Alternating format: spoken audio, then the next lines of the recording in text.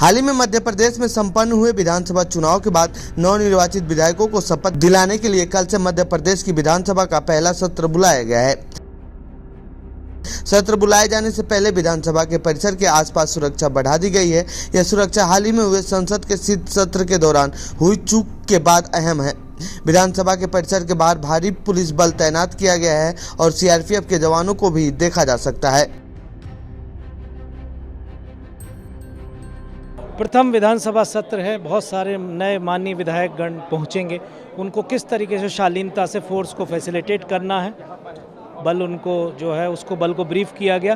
त्रिस्तरीय सुरक्षा व्यवस्था लगाई गई है जिससे कि अंदर प्रवेश करने वाले जो भी आगंतुक हैं उनको किस तरीके से चेकिंग होना है, किस गेट से किसको अंदर जाना है, बाहर अगर कोई प्रदर्शन या कोई जुलूस है उनको बाहरी व्यवस्था में किस तरीके से उनको कहाँ रोकना है, ये सारी चीज़ें जो है वो फोर्स को ब्रीफ की गई। लोकसभा में जो हुआ उसके बाद सर चैलेंज है कि हाँ इस तरह की कोई घटना ना हो, इसको लेकर सारे गेट्स पर जो है वो विशेष रूप से फोर्स को ब्रीफ किया गया है, ट्रेंड किया गया है कि बारीकी से सबकी जांच हो जिससे कोई भी आपत्तिजनक वस्तु अंदर ना जा पाए। कार्ड एक बड़ा चैलेंज, आप बोल रहे थे ओरिजिनल कार्ड है, डुप्लीकेट कार्ड है, इसको किस तरीके नहीं, से कार्ड हमने जो है स्पेसिमेन जो है वो सारे गेट्स पे दिए हैं जो कि बारीकी से जांच होने के बाद ही किसी को प्रवेश दिया जाए। टोटल बल सर लगा रहा है? लगभग 1000 के करीब बल को तैनात किए पूरी गए। तरह तैयार सर? जी बिल्कुल बिल्कुल।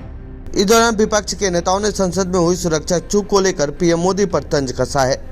सुनिए इन्होंने क्या कुछ कहा है।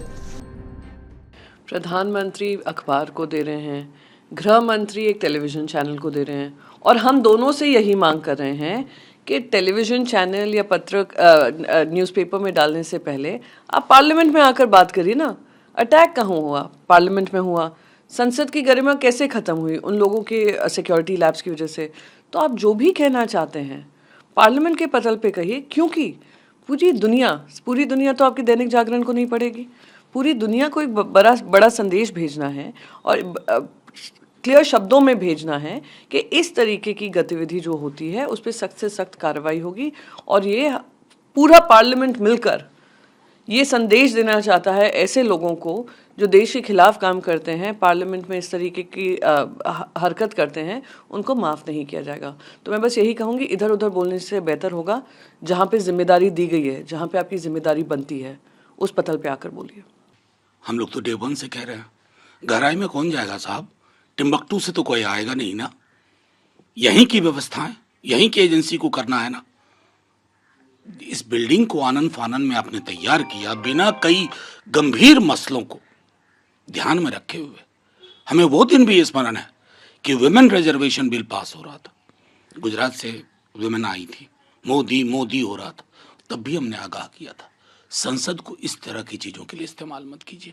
कल को कोई मुर्दाबाद भी कह सकता है, वहां से कुछ फेंक सकता है, हो गया ना।